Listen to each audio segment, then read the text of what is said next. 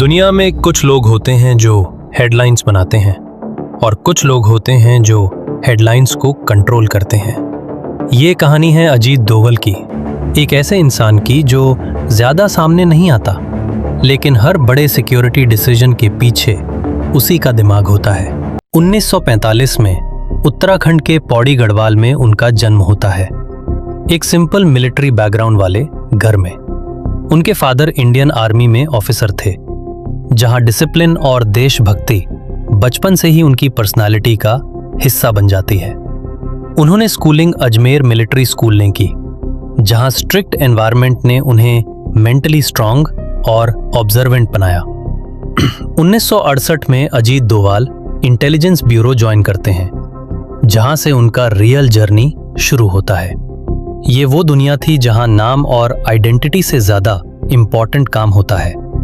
यहां उन्होंने समझा कि सिक्योरिटी सिर्फ फोर्स से नहीं चलती, बल्कि इंफॉर्मेशन और साइकोलॉजी से चलती है। धीरे धीरे वो इंटेलिजेंस ऑपरेशंस का इंपॉर्टेंट हिस्सा बन गए और उनका काम सिर्फ डेस्क तक लिमिटेड नहीं रहा, बल्कि ग्राउंड लेवल मिशंस तक फैल गया।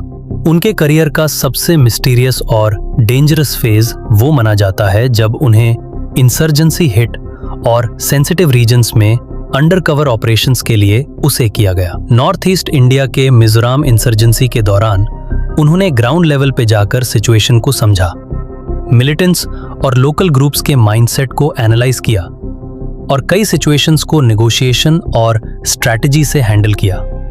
उनका अप्रोच हमेशा ये रहा कि दुश्मन को सिर्फ लड़कर नहीं, बल्कि समझकर कंट्रोल किया जाए। ये फेज उन्हें एक नॉर्मल ऑफिसर से एक हाईली स्ट्रेटेजिक इंटेलिजेंस ऑपरेटर बना देता है।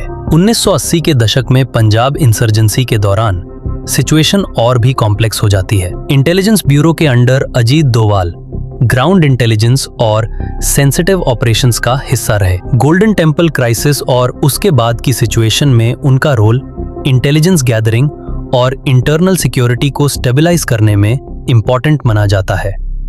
उनका फोकस हमेशा ये होता था कि वायलेंस को मिनिमाइज किया जाए और सिचुएशन को कंट्रोल में लाया जाए। 1999 में IC 814 हाईजैकिंग होता है, जो इंडिया के लिए एक क्रिटिकल क्राइसिस था। इस सिचुएशन में अजीत डोवल नेगोशिएशन और क्राइसिस मैनेजमेंट टीम का पार्ट होते हैं।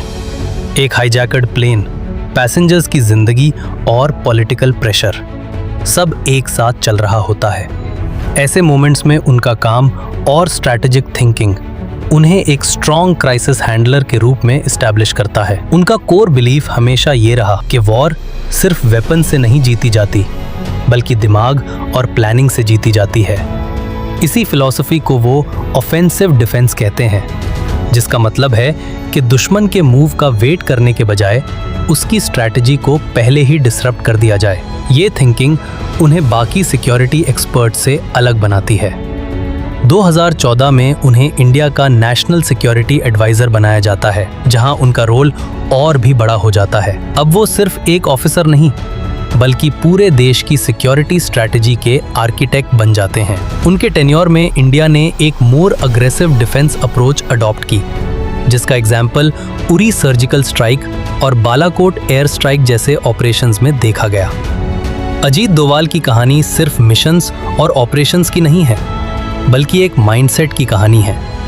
एक ऐसा इंसान जो स्पॉटलाइट से दूर रहता है, लेकिन उसके डिसीजंस पूरे नेशन को शेप करते हैं। उन्होंने ये प्रूव किया कि असली पावर लाउड नहीं होती, बल्कि साइलेंट होती है। और ऐसे लोग हिस्ट्री को फॉलो नहीं करते, बल्कि हिस्ट्री को डिजाइन करते हैं।